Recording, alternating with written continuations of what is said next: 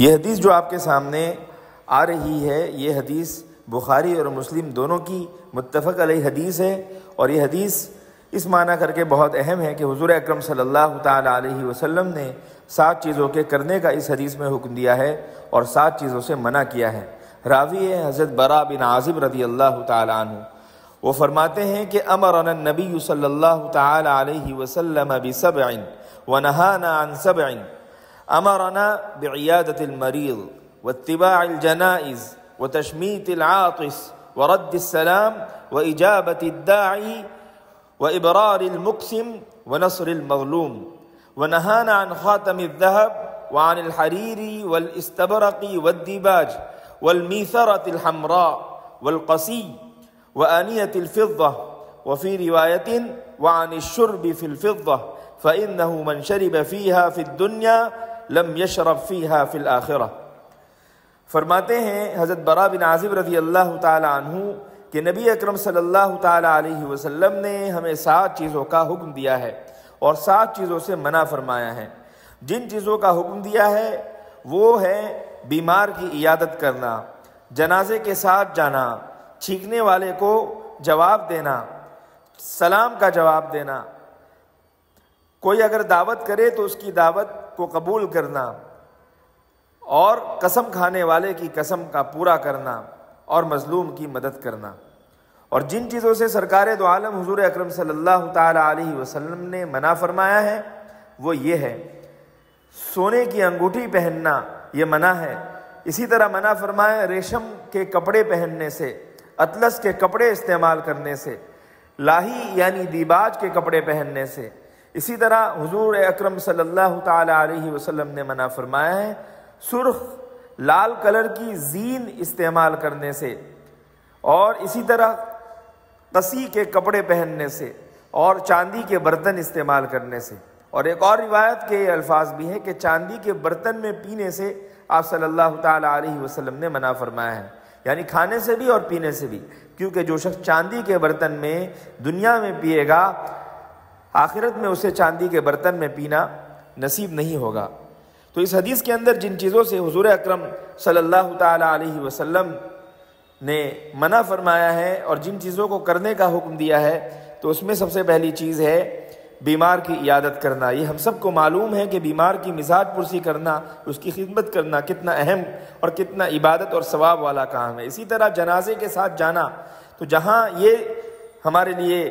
ایک اچھی بات ہے، اسی طرح اس کے کفنانے، دفنانے اور اس کی مدد کرنے میں پیش رہنا یہ بھی بہت اچھی بات ہے۔ اسی طرح چھینکنے والے کو اس کے الحمدللہ کہنے پر اس کے چھینکنے کا جواب دینا، اگر الحمدللہ نہیں کہتا تو پھر جواب دینا ضروری نہیں ہے۔ اسی طرح سلام کا جواب دینا، سلام کرنا سنت ہے لیکن سلام کا جواب دینا واجب ہے۔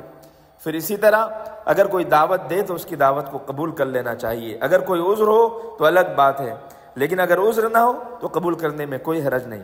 اسی طرح اگر کوئی قسم کھلائے کہ تم اس کام کو کرو تو ہمیں چاہیے کہ ہم اس کی قسم کو پورا کریں۔ تو یہ کیا مطلب ہے اس کا؟ قسم کھانے والے کی قسم کو پورا کرنا اور سچا کرنا وہ اس طرح ہے کہ کسی شخص نے کسی دوسرے شخص سے کہا کہ جب تک تم میری بات نہیں مانو گے خدا کی قسم میں کھانا نہیں کھاؤں گا۔ اب اس شخص کو اس کی بات مان لینی چاہیے تاکہ اس کی قسم پوری ہو جائے اور وہ حانث نہ ہو۔ اس میں شرط یہ ہے کہ وہ کام اس شخص کے بس میں ہو، اگر وہ اس پر قادر نہیں تو اس کو مجبور نہیں کیا جا سکتا۔ بعض علماء نے اس کا یہ مطلب بھی بیان کیا ہے کہ ایک شخص دوسرے کو قسم کھلائے کہ تم کھانا کھاؤ، میں قسم کھلاتا ہوں کہ تم ہمارے یہاں کھانا کھاؤ، تو اس شخص کے لیے مستحب ہے کہ وہ رک جائے اور کھانا کھا لے۔ الفاظ حدیث سے دونوں طرح کے مطلب لیے جا سکتے ہیں۔ پھر آگے حضور اکرم صلی اللہ تعالی علیہ وسلم نے فرمایا وَنَصْرِ الْمَظْلُومِ، مظلوم یعنی جس پر ظلم کیا جا رہا ہو، چاہے وہ مسلمان ہو چاہے وہ غیر مسلم ہو، ان کی مدد کرنا۔ مدد کس طریقے سے کرنا؟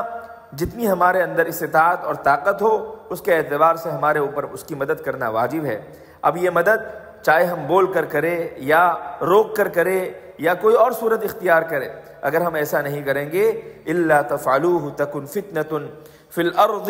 وَفَسَادٌ كَبِيرٌ وَفَسَادٌ عَرِيضٌ، یعنی اگر تم نے مظلوم مسلمان کی مدد نہ کی تو زمین میں فتنہ برپا ہو جائے گا اور طویل فساد پھیل جائے گا۔ اور اسی طرح حضور نے فرمایا خاتم الذہب یعنی سونے کی انگوٹھی پہننا عورتوں کے لیے تو جائز ہے مگر مردوں کے لیے حرام ہے۔ سونے کی کوئی بھی چیز چاہے وہ چین کی شکل میں ہو، چاہے انگوٹھی کی شکل میں ہو، چاہے کپڑوں کے بٹن کی شکل میں ہو، مردوں کے لیے حرام ہے۔ رہی بات دوسرے دھات جو لوگ اکثر و بیشتر پلاٹینم یا سلور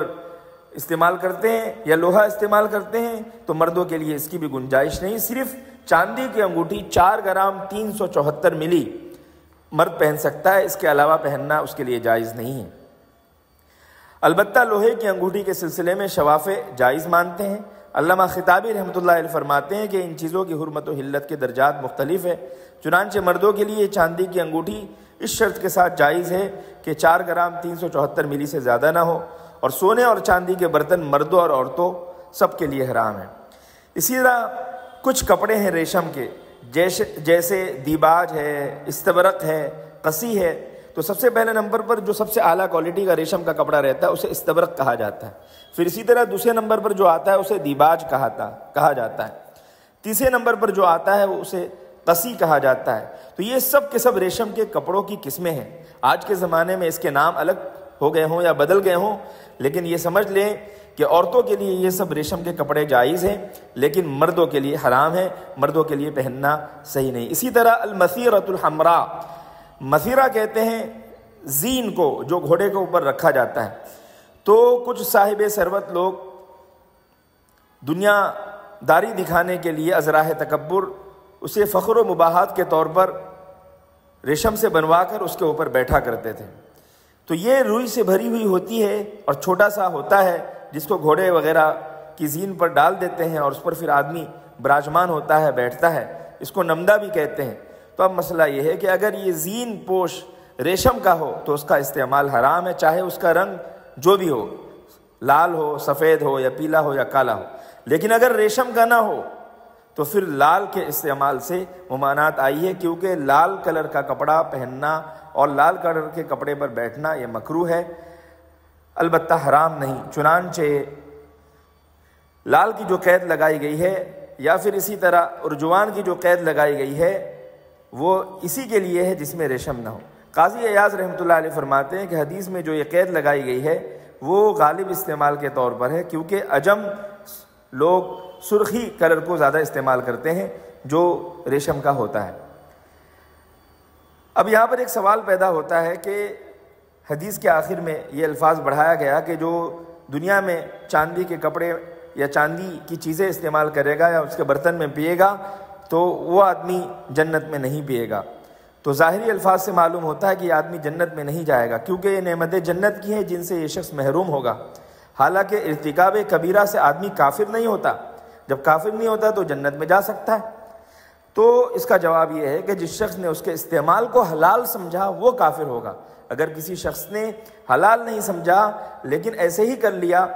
تو وہ کافر نہیں ہوگا، البتہ گنہگار ہوگا۔ اس لیے یہ حدیث زجر و توبیخ، ڈانٹنے ڈپٹنے اور تشدید و تغلید پر محمول ہوگی۔ بعض علماء یہ بھی کہتے ہیں یہ شخص جنت میں داخل ہوتے ہوئے اس نعمت سے اس طرح محروم رہے گا کہ اس کے دل میں اس نعمت سے فائدہ اٹھانے کا خیال اور تصور بالکل نہیں آئے گا اور اس کے دل سے اس کی خواہش نکال دی جائے گی۔ تیسری بات علماء نے یہ بھی لکھی ہے کہ جنت میں داخل ہونے کے بعد کچھ عرصے تک یہ شخص ان نعمتوں سے محروم رہے گا جن کو حرام کر دیا گیا تھا دنیا میں، پھر بھی وہ استعمال کرتا تھا۔ ہمیشہ کے لیے جنت میں یہ ساری چیزیں اس پر حرام نہیں کی جائے گی۔